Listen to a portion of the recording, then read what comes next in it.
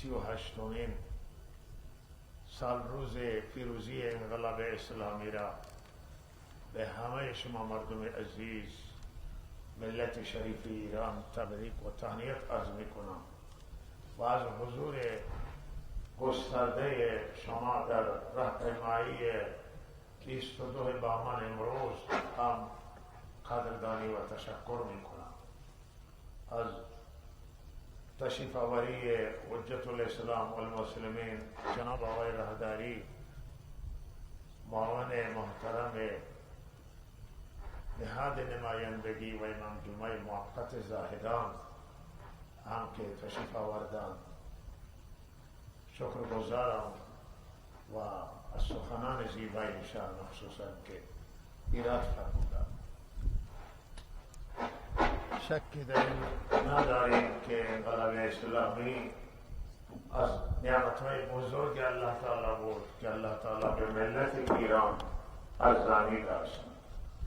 بیداری نعمت هست و غفلت و فراموشی عزیزان عذاب پروردگار است.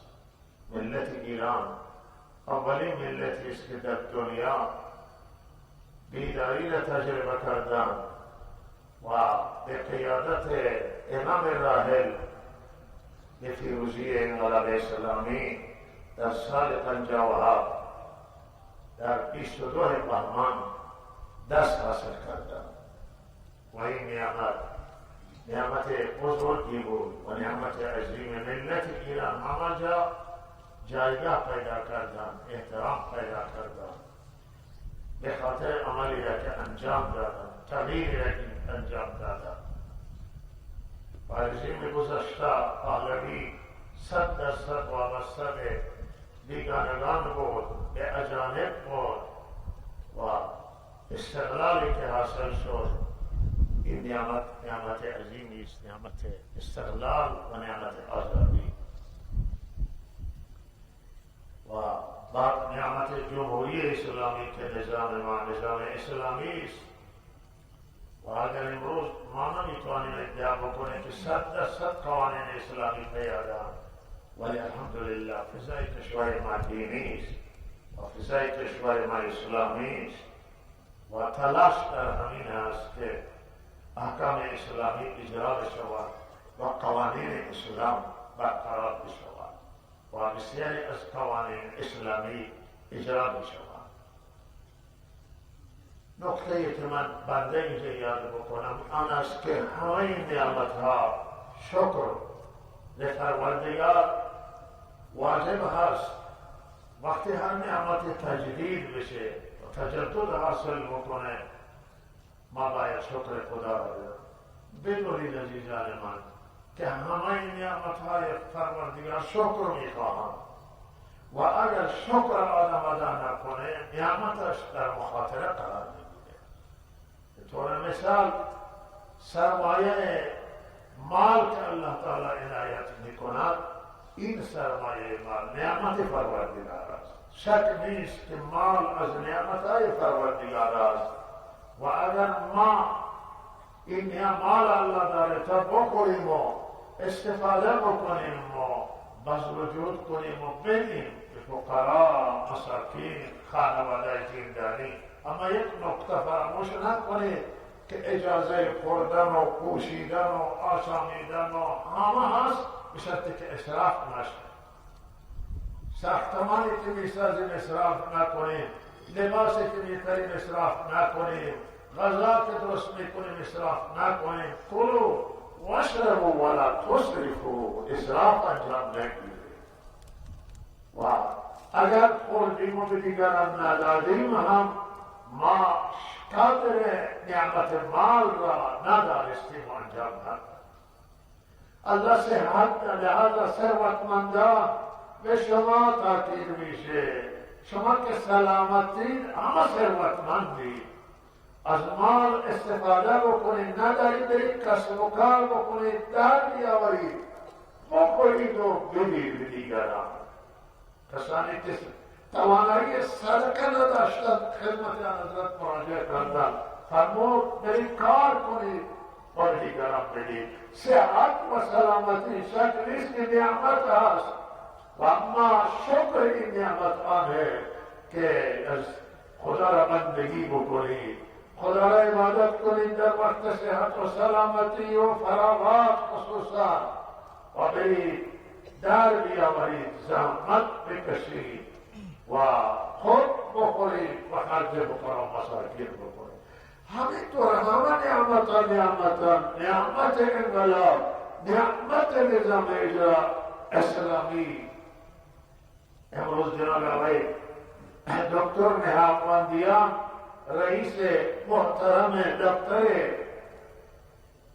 ریاست جمهوری اسلامی ایران در تشریف داشتن در راهپیمایی و سخنان جالب از آیت الله مطهری، مرحوم آیت الله مطهری نقل کردند. خواهان یکی از اندیشمندان بزرگ کشور ما بوده است که یکی از اون نعمتها اجرای عدالت هست و عدالت زمانی میتوانیم اجرا بکنیم که دید وسیع و وسعت نظر داشته باشیم و تحمل کنیم یکدیگر را، تحمل کنیم اندیشه های مختلف را، تحمل بکنیم اقوام را و تحمل بکنیم گرایش های مختلف را.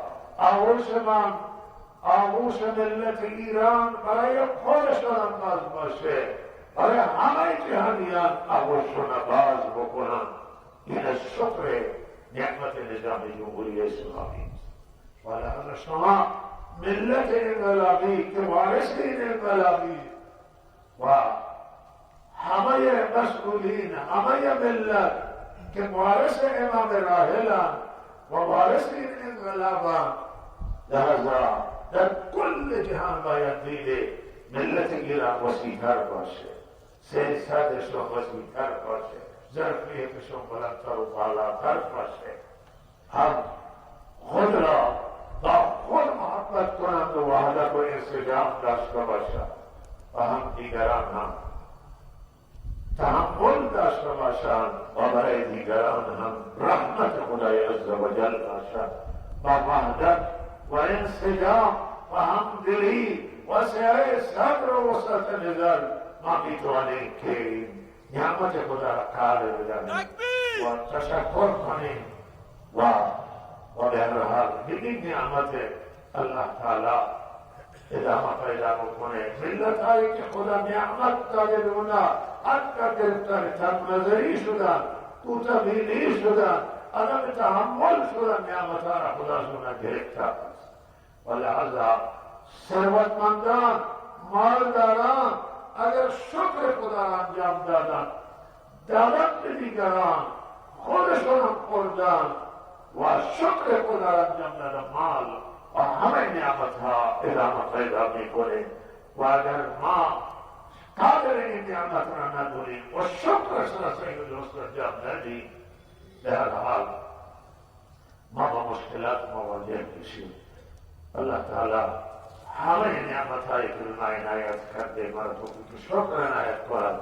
نعمت انقلاب، نعمت نظام جمهوری اسلامی، این نعمت امنیت که امروز است و نعمت برادری را الله تعالی برای ما برقرار بداره و در سایه رحمت الهی ما بتوانیم با انسجام و وحدت کلمه و سعی با هم محبت و دوستی داشته باشیم. دیروز باز دیگه بود در محضر حضرت حاجی آقای سلیمانی آیت الله سلیمانی بودیم و در خدمت برادر بسیار گرامی محترم مستندار، فرماندار محترم زاهدان، شهردار محترم و دیگر مسئولین و تعداد پروژه ها افتتاح شدن در شهر زاهدان، چیزی که برای بنده بسیار خوشحال کننده و جالب و همین معابر بود که سری بلوارهای در کار میشن، باز میشن و یک سری زیرگذرهایش که در یک جای 5 تا زیرگذر و 5 مسیر که باز میشن و تردد را برای مردم زاهدان آسان میکنن و در قسمت حاشیه شهر که خیلی جالبتر بود، بلوار بلوچستان و بلوار علامه اقبال لاهوری نزدیک شد و در حال کار بودن. اما اون چی که خیلی جالب بود این بود که توی حاشیه شهر بعضی معابر باز کردن خیابانها را و کوچه ها را اسفالت میکردن و آب تصفیه شده هم به همین قسمت های حاشیه شهر در بعض مناطق آورده بوده که مورد افتتاح قرار گرفتن. واقعا یک چیزی که بسیار بسیار از مشکلات شهر زاهدان است همین حاشیه شهر زاهدان است. حاشیه نشینی در شهر زاهدان بسیار معروف و گسترده بوده با توجه نکات، با توجه به خشکسالی خیلی از روستاها مهاجرت کردند و در شهر آمدند که ما باید روستاها را تقویت کنیم و آباد کنیم تا آل روستا در روستا بشینند و فعالیت اقتصادی دامی کشاورزی داشته باشد. به هر حال توجه به حاشیه شهر که اخیراً انجام گرفته واقعا در خود تقدیر جا دارد که من استاندار محترم، فرماندار محترم زاهدان، شهردار محترم و اعضای محترم شورای شهر هم که همه با هم منسجمند و متحدند و تلاش میکنند واقعا در خود تقدیر هست و به هر حال استاندار محترم همت گذاشته است به این که به حاشیه شهر زاهدان رسیدگی بشه، کوچه ها و خیابان ها اسفالت بشنش و حمایت بکنه، سبز بشن و حاشیه ها وصل بشن به شهر و به هر حال به حاشیه توجه بشه. یک چیزیست که الحمدلله دولت اینا توجه کرده است و ما امیدواریم که دیر نگذرد به زودی انشاءالله حاشیه شهر متحول بشه و مردم شهر حاشیه شهر مانند مرکز شهر از نعمتهای اسفالت و فضای سبز و آب تصفیه شده و مدرسه و امکانات دیگه انشاءالله بهره‌مند بشن. و صلی الله علی سیدنا محمد و آله و صحبه.